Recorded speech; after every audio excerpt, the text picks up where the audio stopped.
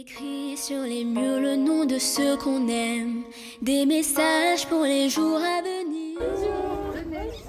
Écrit sur les murs à l'encre de nos veines. On dessine En fait, c'est tout simplement un travail. Je m'appelle Sergei, c'était le prénom de l'abbé Radonevski, qui a vécu au XVe siècle et qui a construit beaucoup d'églises en Ukraine. C'est un nom bon comme moi. Mon prénom Alexandra signifie une personne qui protège. Quand j'étais petite, j'aimais aider les animaux dans les rues. Maintenant, j'ai un chat et un lapin, mais ils habitent à Kiev avec mes parents. Aujourd'hui, j'ai envie de vous dire que je suis contente d'être ici avec vous. J'ai la possibilité de pratiquer autrement. C'est très intéressant pour moi. La vie est belle. Il faut chaque jour trouver quelque chose de beau. Regarder dans le ciel avec les étoiles, sentir le souffle de la mer, admirer la nature splendide. Chaque jour, c'est un grand cadeau de votre vie. Ce matin, j'ai eu des cours comme stagiaire. J'apprends comment chercher du travail. Cela était utile parce que j'apprends quelque chose sur mon caractère. Je me suis réveillée de bonne humeur. J'ai fait un bon café et je suis allée à Bruxelles Formation où j'ai retrouvé mes camarades. Je pense qu'aujourd'hui c'est un bon jour parce qu'on a aussi rencontré une gentille femme qui s'appelle Anne. Ces trois chefs travaillent dans un restaurant comme chez soi. Ils tâchent de préparer de bons plats savoureux. Tous les trois portent des uniformes blancs. Le premier chef s'appelle Jean. C'est un expert dans son domaine. Il a toujours rêvé de travailler dans un restaurant de ce niveau. Il est clair qu'il prend beaucoup de plaisir de ce travail. Sur la photo, c'est un lieu qui s'appelle les abattoirs Anderlecht. C'est une photo de 1993. Il y a un boucher qui nettoie de la viande et après la coupe en deux. Il a des vêtements spéciaux. Pour travailler dans les abattoirs, il faut être fort parce que vous devez porter la viande. C'était un atelier magique.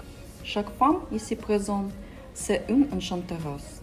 Il y a dans chaque boîte une praline pour trouver l'amour véritable, une praline pour soigner la santé, une praline pour être heureuse, une praline pour rester belle, une praline pour la maternité. Ces femmes fabriquent des cuisinières dans une usine. Elles sont debout et portent des uniformes noirs. Je trouve que ce sont des femmes travailleuses et courageuses. Deux policiers accompagnent une manifestation de femmes qui luttent pour les droits de la femme. C'était en 1982. Il faisait beau dehors.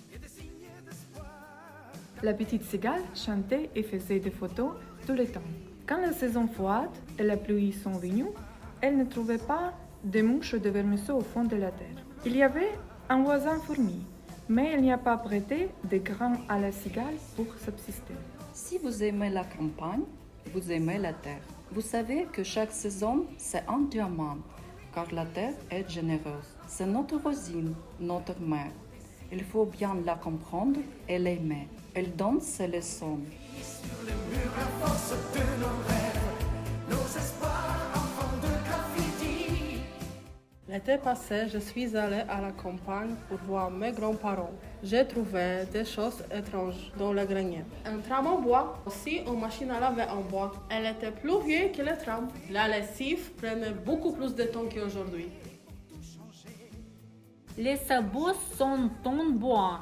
Je ne peux pas imaginer comment ils ont marché dedans, mais ils ne sont pas usés. Je n'ai jamais rêvé de porter de telles chaussures. Anne a écrit une histoire sur Tigro, un chat de rue qui revient toujours. Il était vraiment beau et intelligent, mais il a eu une vie compliquée. Nous ne saurons jamais comment sa vie se terminera. La célèbre écrivaine Sophia a écrit 15 romans. Ce sont des romans historiques à propos de la Renaissance. Le personnage principal vit en France. Il y a des intrigues et des combats entre le bien et le mal, comme toujours. Sergueï est un écrivain célèbre. Dans ses livres, il décrit la vie d'éminents hommes politiques du monde entier. D'abord, il les rencontre, puis il les interroge et il décrit leur vie, leur travail, leurs tâches politiques et leurs mérites.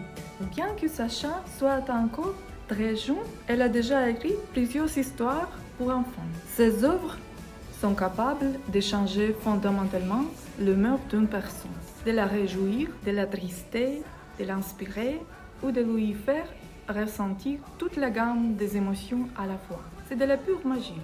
Nous attendons avec impatience la sortie de son prochain livre.